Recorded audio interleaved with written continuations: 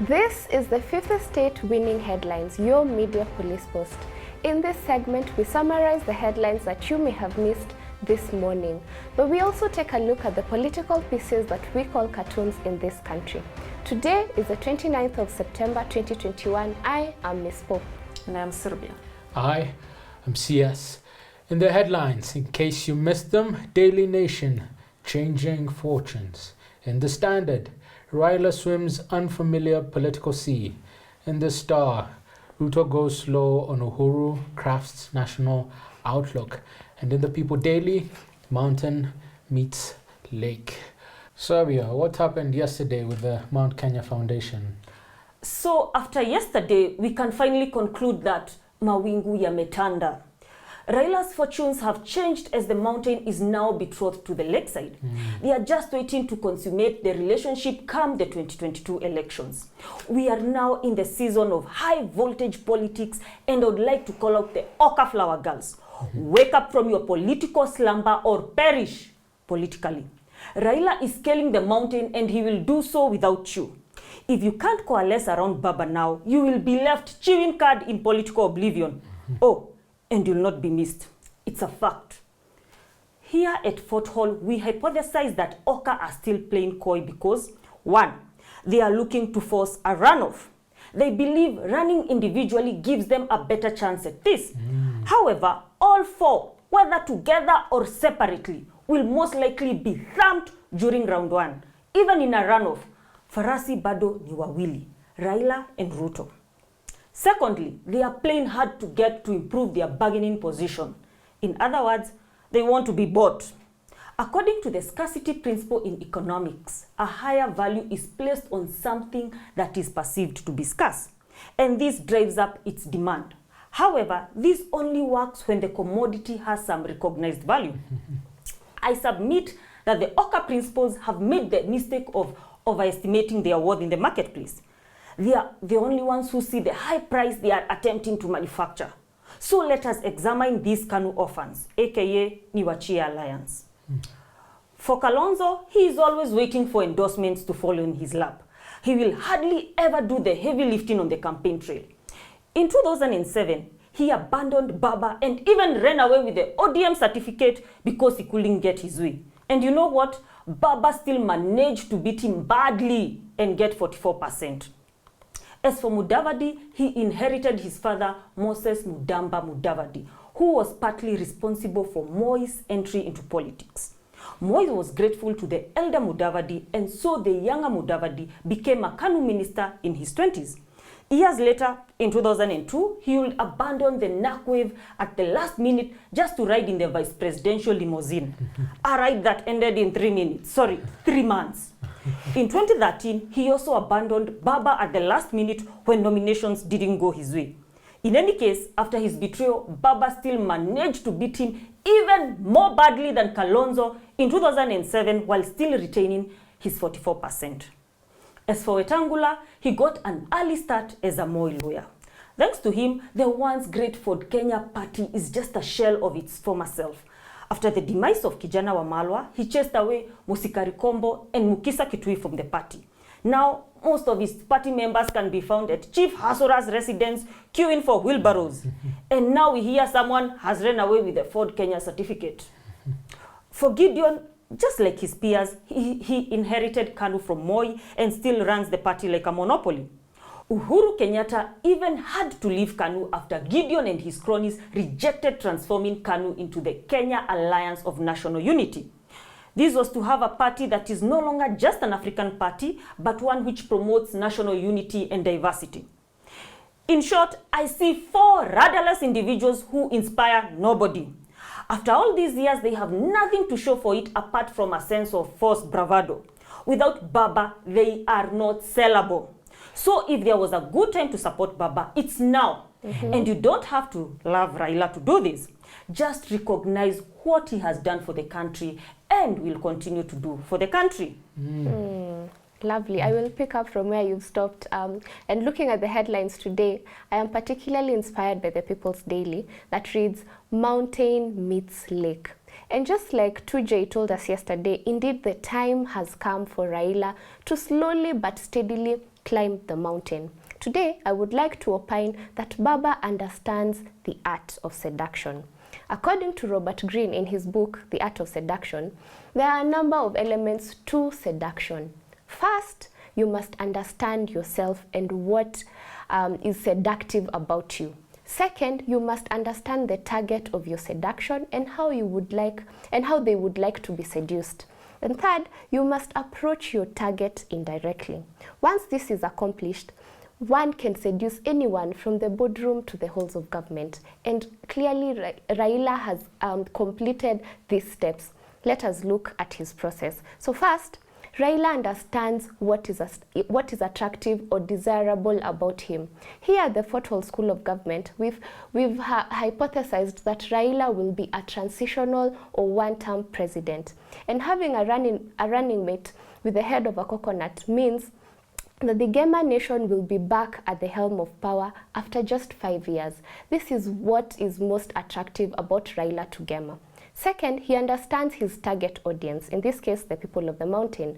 He recognizes what is of essence to the Gema community, and that is an environment conducive for their businesses to thrive. And above and beyond, Raila is best suited to continue the legacy projects that President Uhuru Kenyatta has initiated.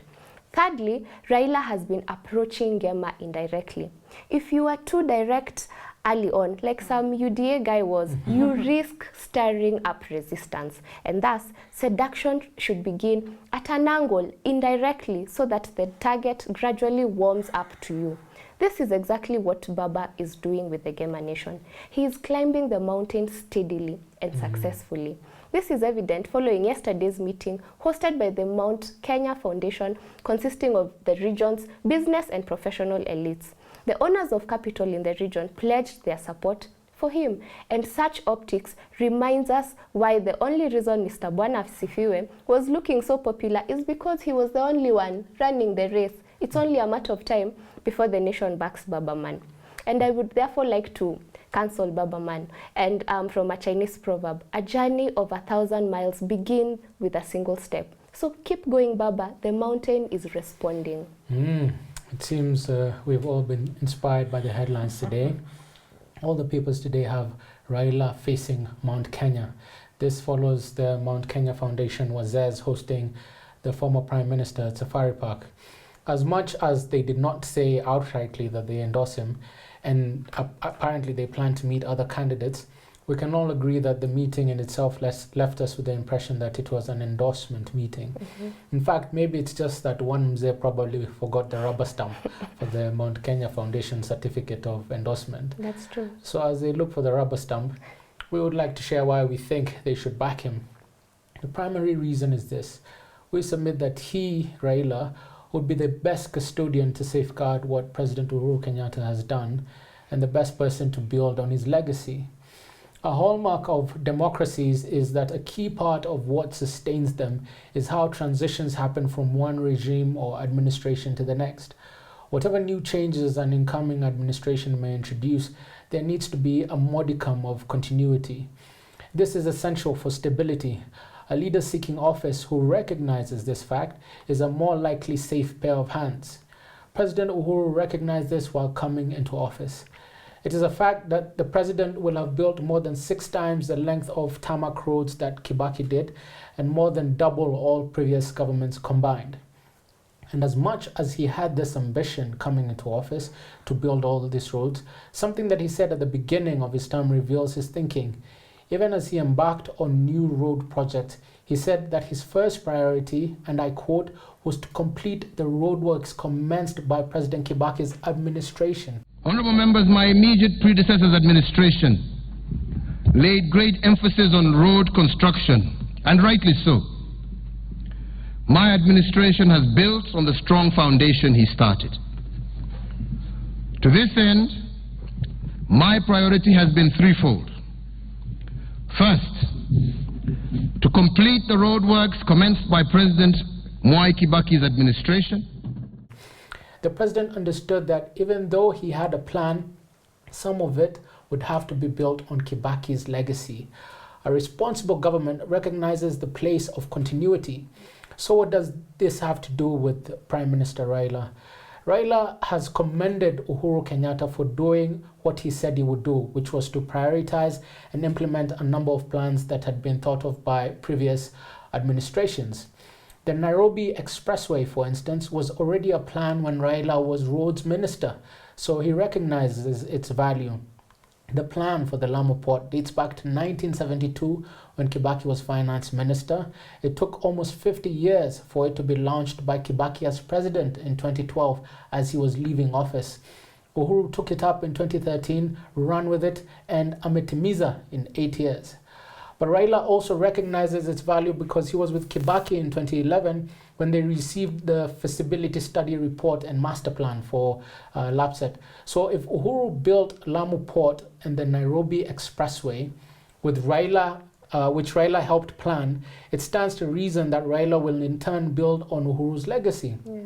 For example, both the Nairobi Expressway and the upcoming Rironi-Nakuru-Mau Summit Road are two parts of one road that form the Northern Corridor, which is the busiest and most important transport corridor in East and Central Africa. It is a major artery for our economy. So if Raila dreamed and planned the Nairobi Expressway and Uhuru has built it, and now Uhuru has dreamed and planned the Rironi-Nakuru-Mau Summit Road, it is Raila who will build it. And in this way, the Northern Corridor can be seen as a symbol of the continuity of stable government. Professor Mutahi Ngonyi has taught us that legacy is about what others who come after you are able to build on the foundation you have left. Yeah. If RUTO has been rubbishing and trashing Uhuru's legacy, it means that he cannot be trusted with Uhuru's legacy or with the continuity of stable government. True. Now, we have a three-part criteria with which we used to judge the headlines.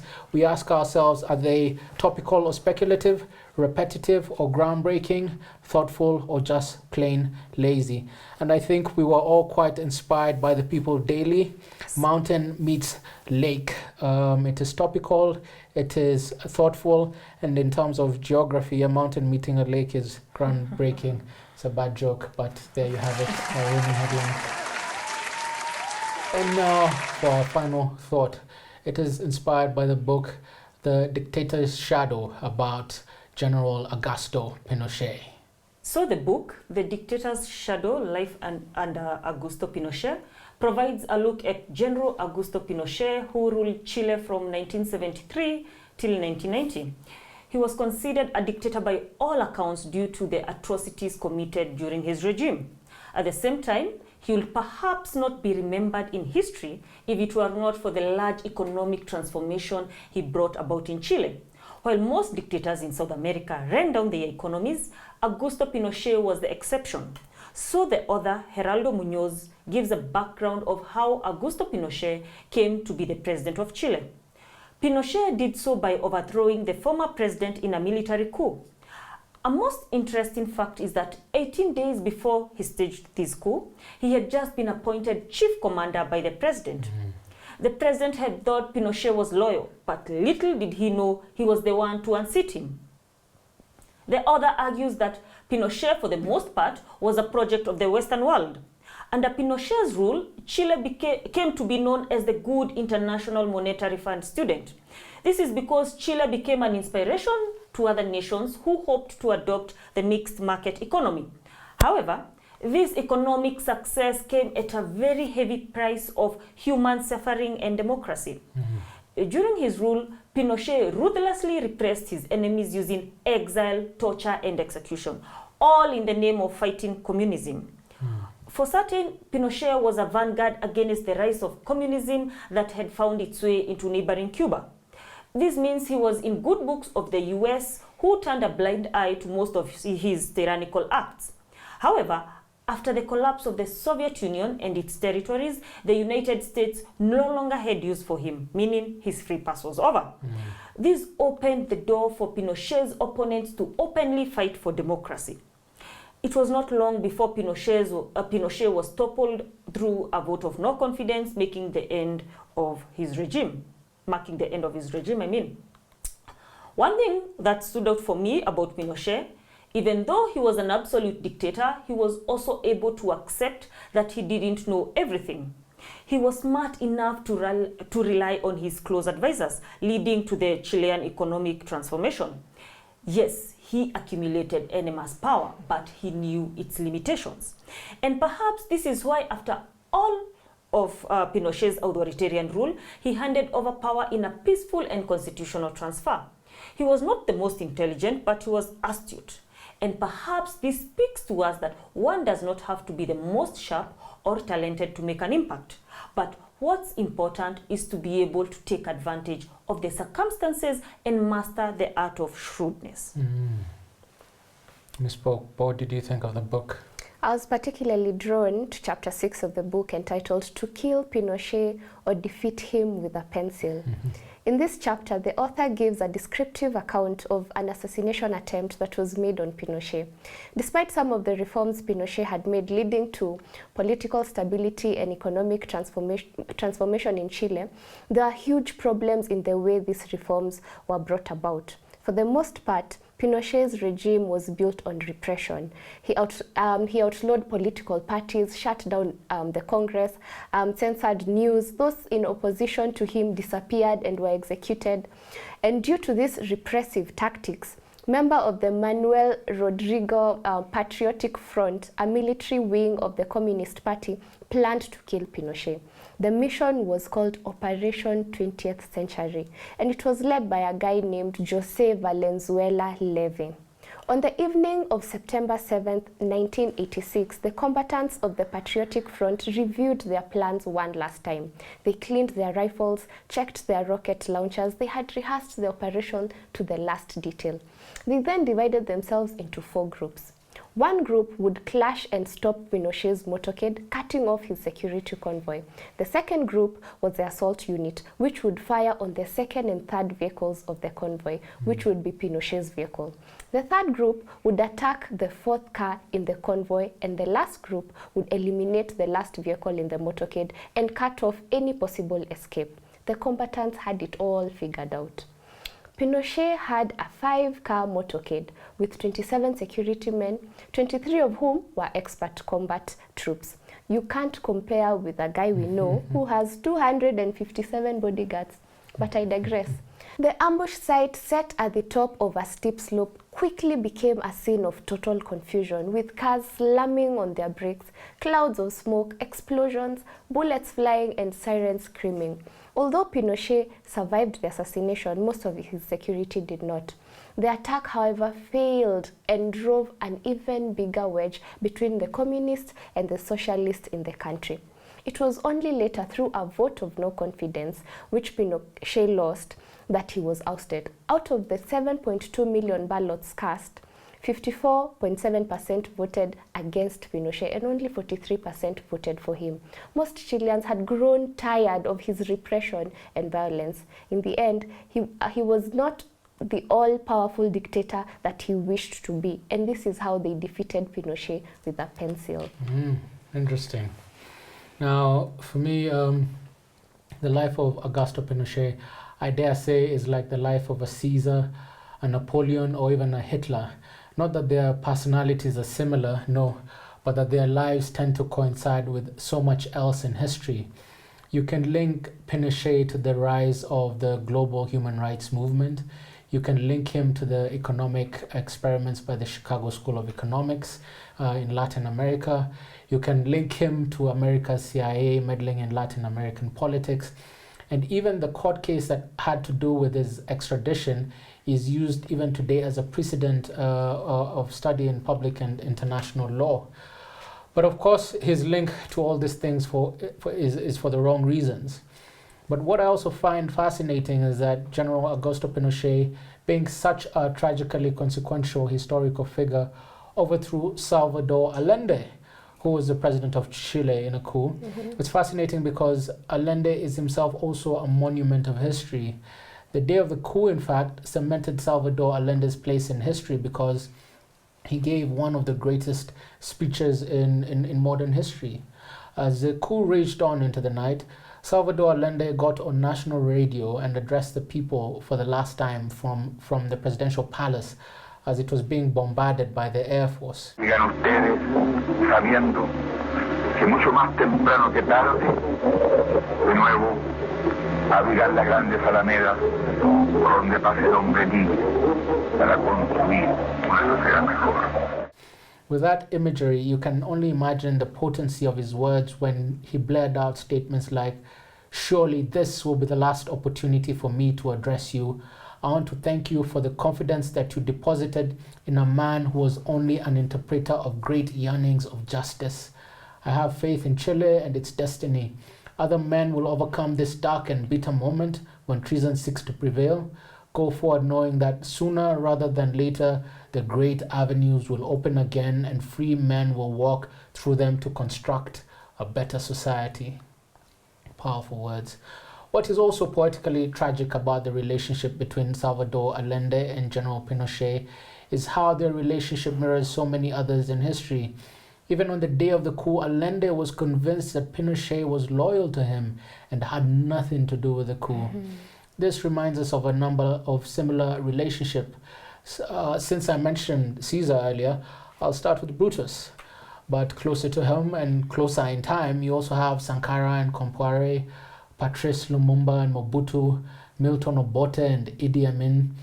And it makes me wonder whether here at home, the president had the wisdom that some of these other great men lacked, and recognizing that sometimes the people closest to you can turn out to be the very cause of your fall while you believe they have your back. And with that, we'll leave you with Caesar's last words, according to Shakespeare.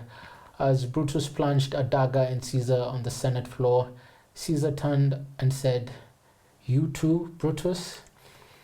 This has been the Fifth Estate winning headlines, and on a day when we had a winning headline from the People Daily and a book inspired by the dictator, General Augusto Pinochet, we would like to urge you not to forget to subscribe to our YouTube channel. We are also on your TV screens. Find us on Pang Free to Air, GoTV, and Star Times.